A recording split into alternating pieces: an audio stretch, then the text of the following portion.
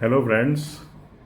आशा करता हूँ कि आप मेरे वीडियो चैनल्स को देख रहे हैं और जो आपको मेडिकल जानकारी इसमें दी जा रही है वो आपके डे टू डे लाइफ में आपको काम आ रही है।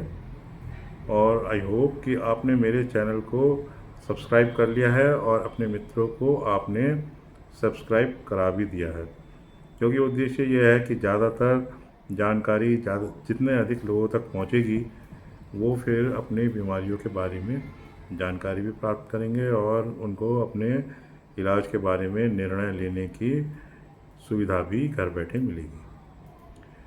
तो मेरा चैनल डॉक्टर विकास हेल्थ हब में आप सबका स्वागत है। आज का जो टॉपिक है ये हम बताएंगे आपको सर्वाइकल स्पॉन्डिलोसिस के बारे में। तो ये वीडियो को शुरू करते हैं। आज हम इस वीडियो के अंदर बात करने वाले हैं सर्वाइकल स्पॉन्डिलोसिस के बारे में।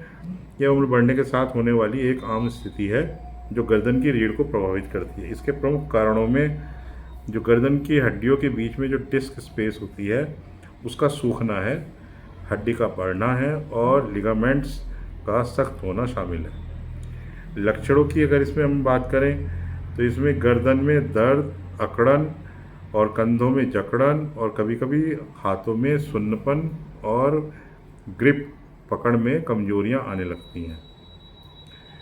तो इसके कारण आपको दैनिक जीवन में काम करने में काफ़ी परेशानी होती है। जैसे कि आप कोई भोजन बनाने का कार्य करते हैं तो आप ठीक से आटा नहीं मल पाते, आप ठीक से रोटी नहीं बेल पाते, कपड़ा धोते समय आप कपड़ा ठीक से निचोड़ नहीं पाते या बाल्टी वगैरह उठाने में भी आपकी जो हाथ की पकड़ है वो कमज़ोर होने लगती है। वहीं सर्वाइकल माइलोपैथी एक अन्य इससे भी ज़्यादा गंभीर बीमारी जो कि इसका ही नेक्स्ट स्टेप है, उसके अंदर और ज़्यादा गंभीर स्थिति हो जाती है। उसके अंदर आपका बैलेंस भी ख़राब होने लगता है और चाल में लड़खड़ाहट भी आने लगती है। बहुत से लोग बताते हैं कि उनका जो हाथ है गर्दन से स्टार्ट होकर कंधे में से होता हुआ उंगलियों तक आ जाता है और यहाँ पर उनको हाथ की उंगलियों में झंझनाहट सी महसूस होती है, स्पेशली रिंग फिंगर और ये जो छोटी उंगली है इसके अंदर। और काम करने में उनको बहुत कमजोरी महसूस होती है जिस साइड की ये बाजू अफेक्टेड होती है। आमतौर पे स्टार्टिंग में ये जो दर्द होता है ये यूनिलेटरल यानी कि दाएं या बाईं ओर एक साइड का होता है, लेकिन बाद में बढ़ने पर जैसे जैसे डिस्क और डैमेज होती है और हड्डियों के बीच की स्पेस कम हो जाती है जिससे कि नर्व्स पे ज़्यादा दबाव पड़ने लगता है, तो ये स्थिति दोनों हाथों में भी आ सकती है। अगर इसको हम डायग्नोस करने का की सोचते हैं तो उसके अंदर जो फर्स्ट स्टेप है डायग्नोसिस का वो एक अच्छा सा डिजिटल एक्सरे है। इसको दो व्यू में किया जाता है, एपी एंड लेटरल, यानी कि एक बार सामने की ओर से और एक बार साइड की ओर से। इन दोनों में एक्सरे को करने से फ़ायदा ये होता है कि इसमें आपको कोई भी यदि डिस्क स्पेस कम हो रहा है या वर्टिब्रल में कोई डैमेज है तो उसको अच्छे से हम देख पाते हैं। इसके अलावा कई स्थितियों में depending on the opinion of your doctor, आपके डॉक्टर की राय पे निर्भर करता है। वैसे ही उसमें सीटी स्कैन और एमआरआई की भी आवश्यकता पड़ सकती है। इसके ट्रीटमेंट में जो मेन इसका कॉर्नर स्टोन है वो है फिजियोथेरेपी। और फिजियोथेरेपी में आइसोमेट्रिक व्यायाम और बैठने का जो पोस्चरल आपकी डिफॉर्मिटी या एक हैबिट बन जाती है कि गर्दन झुका के बैठना, उसको करेक्ट करने का प्रयास किया जाता है। इस बीमारी को पूरी तरीके से रोकना तो मुश्किल है, लेकिन कैल्शियम, विटामिन डी और एंटी इन्फ्लेमेटरी आहार के साथ जोड़ों के स्वास्थ्य को बेहतर बनाया जा सकता है। इसमें आप नियमित एक एक्सरसाइज भी शामिल कर सकते हैं। हम बात कर रहे थे आइसोमेट्रिक व्यायाम की, जो कि आप स्वयं घर बैठे भी इसको कर सकते हैं।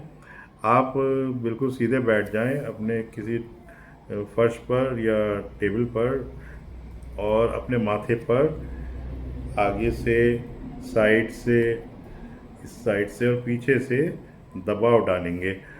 आपको ध्यान रखना है कि आपको सिर को धक्का नहीं देना है, बल्कि करना यह है कि सिर और हाथ से एक दूसरे के धक्के का विरोध करना है। जब आप इधर से इधर को अपने सिर को धक्का देते हैं तो आपको अपने सिर से इस धक्के से इधर को आपका सिर ना हो जाए, उसका विरोध करना है। तो उससे क्या होता है कि आपकी जो नेक की यानी कि गर्दन की जो मांसपेशियां हैं, इन पर थोड़ा जोर पड़ता है और ये इनकी एक्सरसाइज हो जाती है और ये मजबूत हो जाती है।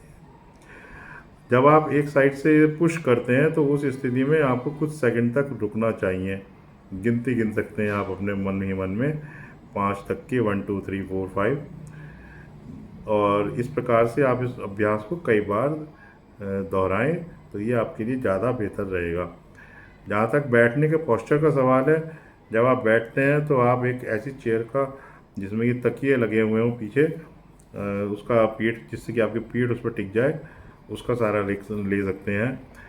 और कोशिश करें कि आपकी जो रीढ़ की हड्डी है, स्पाइन बिल्कुल सीधी रहे। स्पाइन अगर सीधी रहती है तो स्पाइन के ऊपर, उसकी हड्डियों के ऊपर और जो उसको सपोर्ट करने वाली मांसपेशियां, उन पर स्ट्रेस या जोर कम पड़ता है।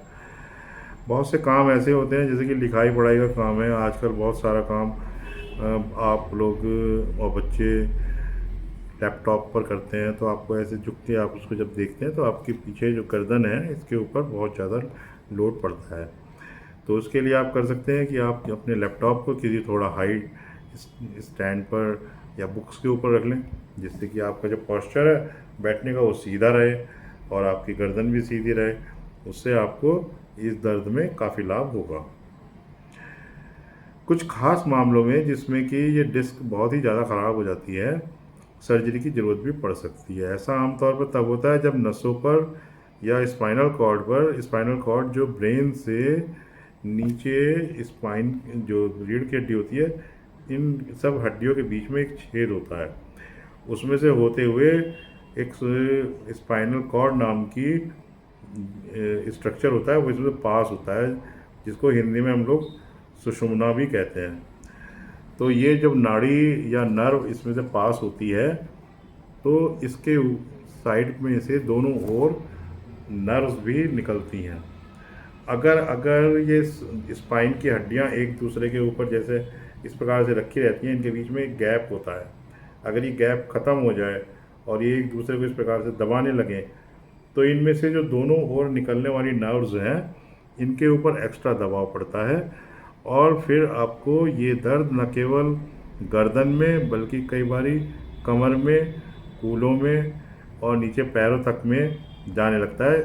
इसके बारे में मैं नेक्स्ट वीडियो में बात करूंगा आपसे।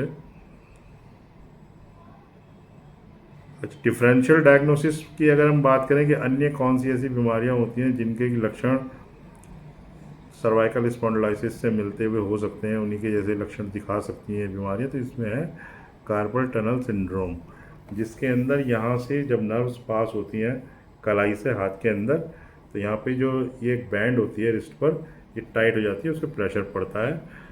और इसके साथ में पेरिफेरल न्यूरोपैथी और कंधे का जो रोटेटर कफ है, यहाँ पे मसल्स होती हैं जिससे ही कंधा आप इस प्रकार से अपने बाजू को रोटेट कर पाते हैं।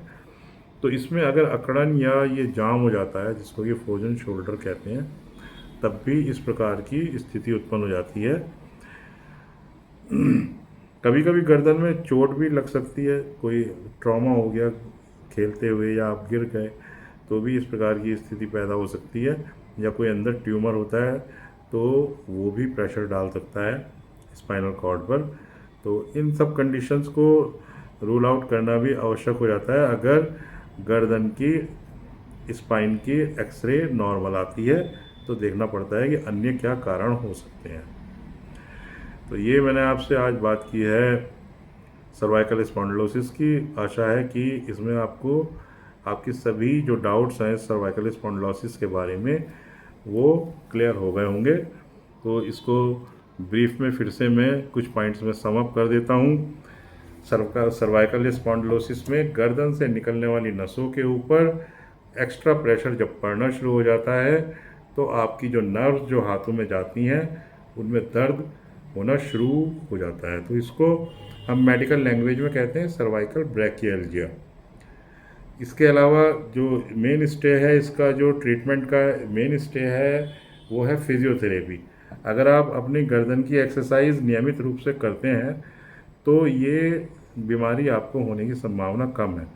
वैसे कुछ व्यक्तियों में जैसे जैसे एज बढ़ती है, ये जो डिजनरेटिव डिजीज़ होने के कारण जो डिस्क स्पेस है और सर्वाइकल डिस्क होती हैं, ये डैमेज होती हैं, तो ये बीमारी बन ही जाती है। और अगर यदि आपको ऐसा महसूस होता है तो आप हमारे हॉस्पिटल विकास हॉस्पिटल में आ सकते हैं। यहाँ पर आपके डायग्नोसिस और ट्रीटमेंट का पूरा प्रबंध यहाँ पर इस बीमारी के लिए है। तो इस वीडियो को यहीं पे समाप्त करते हैं। आशा है कि आपको ये वीडियो पसंद आया होगा।